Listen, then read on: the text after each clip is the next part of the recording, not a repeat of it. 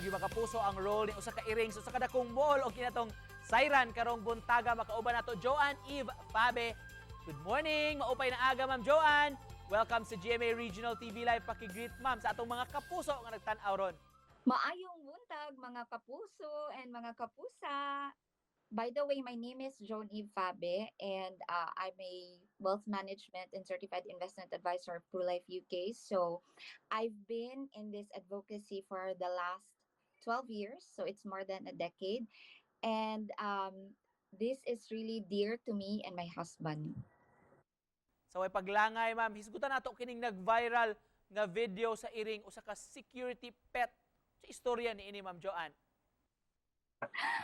So that video was actually posted by Mr. Tanyol de la Peña, sir. And ang hitabo ato kay gitag ko with one of our feeders ba.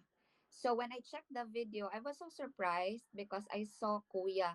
So the cat's name is Kuya. He also has siblings na si ate and mama and also Avenger. So naka-mention ko kaganina, sir, nga advocacy ni namo sa kong husband when the pandemic hit last 2020. So maglisod nami og feed sa mga cats daily kay dili na magyud ato kagawas daily. So what we did was we asked somebody from the management, and also we asked the guards if they can feed the cats and the dog in the mall kay luoy jud kayo sila, sir, walay food. So from then onwards, it was the security guards and also the janitress who are feeding the cats in the mall. Daghan ang nabilib og nalingaw ni ini apan unsa man gyud ang katuyuan ni ini ma'am? To make it clear, sir, ha, dili gid bitaw na siya security guard in the mall. These are once again community cats. So when we say community cats, they are very territorial, manggod. They stay in one place. And diha gyud na sila for the rest of their lives. Kining iring nga ginganlan og Kuya. Asa ni sila gikan Ma'am Joanne? Community cat ra gyud na sila, sir. I think they were descendants of the cats inside and outside of the mall. Kamo ba ma'am ang nagbutang ni mga cat sa managlahi nga mga lugar? Actually, sir, most of the providence for their food and vet bills kay sa amo adto na sa kong husband. Murag binuang pasiaw pa sa kadaghanan Ma'am Joanne para nimo mamahimo di ay nga himong daw sama sa K9 ang mga iring alang sab sa atong seguridad. Actually, kanang ni-exist man gid na ang mga rodents anywhere. So yeah, they control that population. And kanang if I would also like to share this nga, if dogs are our kana bitang guardians in the physical realm, the cats are also our guardians in the spiritual realm. So that is like a deeper sense of having cats bitaw, sir. Unsay reaction nimo ma'am nga nag-viral ang video?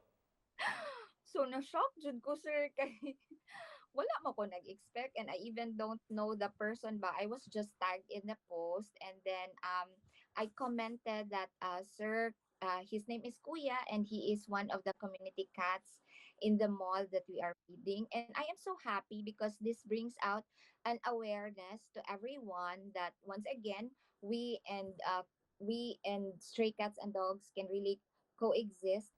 Ma'am, kindly take this opportunity ma-invite atong mga kapuso nga suportaan ang inyong advocacy.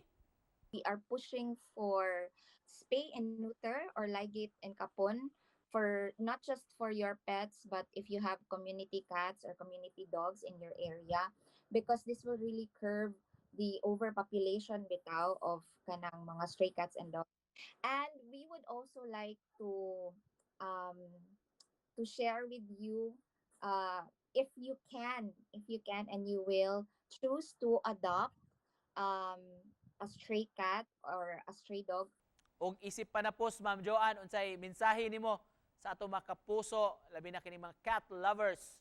I would also like to take this opportunity today, sir, to thank all the security guards for taking care of the cats and the dogs in the mall.